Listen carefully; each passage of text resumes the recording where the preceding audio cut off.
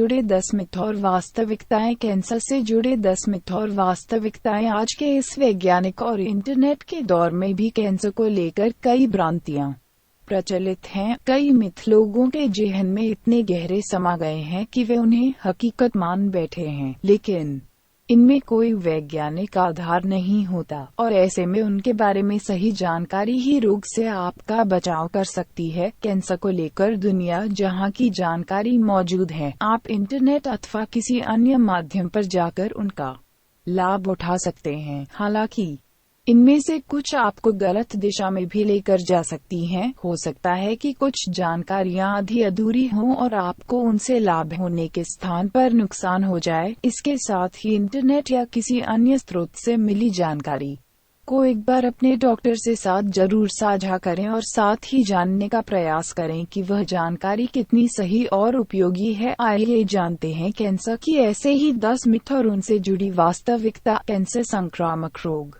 नहीं है। कैंसर एक संक्रामक रोग है, यानी यह है एक संक्रमित व्यक्ति से दूसरे व्यक्ति को लग सकता है। हालांकि कुछ कैंसर वायरस के कारण होते हैं। ह्यूमन पेपिलोमा वायरस एक यौन संचारित रोग है जो सर्वाइकल, गुदा और सिर और गर्दन के कुछ प्रकार के कैंसर का कारण बन सकता है। इसके अलावा हेपेटाइटिस बी और हेपेटाइटिस सी वायरस जो संक्रमित सुइयों और असुरक्षित यौन संबंधों द्वारा फैलता है, भी लिवर कैंसर होने का खतरा बढ़ा देते हैं। परिवार को कैंसर हो तो आपको फिक्र करने की जरूरत नहीं। सिर्फ 5 से 10% कैंसर ही वंशानुगत होते हैं। अधिकतर कैंसर का कारण व्यक्ति के जीवन में आने वाले आनुवांशिक बदलावों के कारण होते हैं। ये बदलाव इंसानी आदतों जैसे तंबाकू का सेवन, अल्ट्रावायलेट किरणों के बहुत अधिक संपर्क में रहने और कुछ खास प्रकार के रसायनों के संपर्क में रहने से होते हैं। हालांकि यह भी देखा गया है कि केवल एक अकेले उत्परिवर्तन से इस प्रकार के बदलाव आने की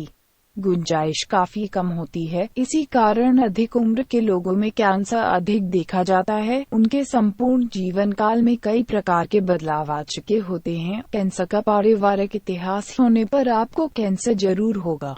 हालांकि पारिवारिक इतिहास होने पर कैंसर का खतरा बढ़ जरूर जाता है, लेकिन भविष्य में आपका स्वास्थ्य कैसा रहेगा यह उसका एकमात्र आधार नहीं है। दरअसल एक अनुमान के अनुसार 10 में से 4 कैंसर के खतरे जीवन शैली में साधारण बदलाव लाकर टाले जा सकते हैं। केवल संतुलित आहार अपनाकर, स्वस्थ वजन कायम रखकर, व्यायाम, धूम्रपान और तंबाकू छोड़कर और अल्कोहल का सेवन कम कर आप कैंसर के खतरे को काफी कम कर सकते हैं। इसके साथ ही डॉक्टर ऐसे लोगों जिनका कैंसर का पारिवारिक इतिहास रहा है को विशेष दवा अथवा सर्जरी की सलाह दे सकता है। इससे उन्हें कैंसर होने का खतरा कम हो जाता है। हेयर डाई से कैंसर का खतरा अभी तक तो इस बात का कोई वैज्ञानिक आधार सामने नहीं आया है कि इस प्रकार के उत्पादों का इस्तेमाल कैंसर का खतरा बढ़ा सकता है। हालांकि कुछ शोधों में यह बात निकलकर सामने आई है। 1980 के दशक में हेयर डाई बनाने में ऐसे उत्पादों का इस्तेमाल किया जाता था जो कैंसर के खतरे को बढ़ा देते थे, लेकिन बाद में उन्हें डाई से निकाल लिया गया। कैंसर के खतरे से अनजान बने रहना है आसान नहीं। कैंसर के किसी भी लक्षण अथवा खतरे को अनदेखा न करें, फिर चाहे वो स्तन में गांठ हो अथवा असामान्य दिखने वाला तिल अथवा मसाड़। हालांकि कैंसर होने का विचार ही भयावह होता है। अपने डॉक्टर से बात करना और सही समय पर निदान शुरू कर देना आपको इस बीमारी से लड़ने की क्षमता और संभावित सुरक्षा मुहैया कराते हैं। कैंसर की शुरुआती अवस्था में इलाज करना अधिक आसान होता है, इसलिए जल्दी इलाज शुरू कर देने पर इसके ठीक होने की संभावना भी अधिक होती है। सकारात्मक विचारों से ठीक हो जाता है कैंसर। हालांकि कैंसर के इलाज के दौरान सकारात्मक विचार अपनाए रखना आपके रोजमर्रा के जीवन स्तर को सुधारता है, लेकिन इस बात का कोई वैज्ञानिक आधार नहीं है कि इससे आपको कैंसर से लड़ने में मदद मिलती है। अगर कारण आपके नियंत्रण से बाहर हो तथा उनमें कोई व्यापक सुधार न हो रहा हो तो इस प्रकार के बर्ताव पर अधिक निर्भरता गैर जरूरी अपराध बोध और निराशा का कारण बन सकता है। चीनी से बढ़ता है कैंसर। कैंसर से पीड़ित कई लोग चीनी का सेवन बंद कर देते हैं क्योंकि उन्हें लगता है कि इससे कैंसर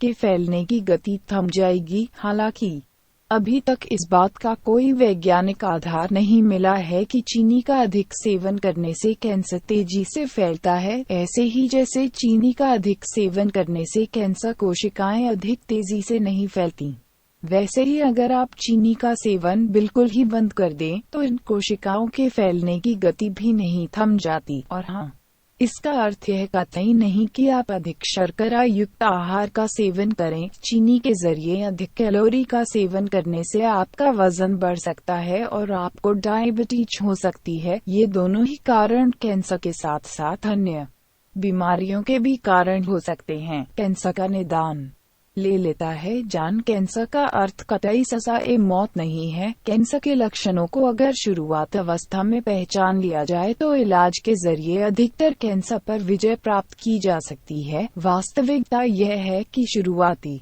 निदान के बाद अधिकतर लोग लंबे समय तक स्वस्थ जीवन जीते हैं। कैंसर हमेशा दर्दनाक होता है। दर्द हालांकि कैंसर और उसके इलाज का सबसे सामान्य लक्षण होता है और कैंसर में होने वाले 95% दर्द को दवाओं और दर्द प्रबंधन के अन्य तरीकों के जरिए ठीक भी किया जा सकता है। हालांकि दर्द प्रबंधन का लाभ उठाने के लिए आपको अपने लक्षणों और संकेतों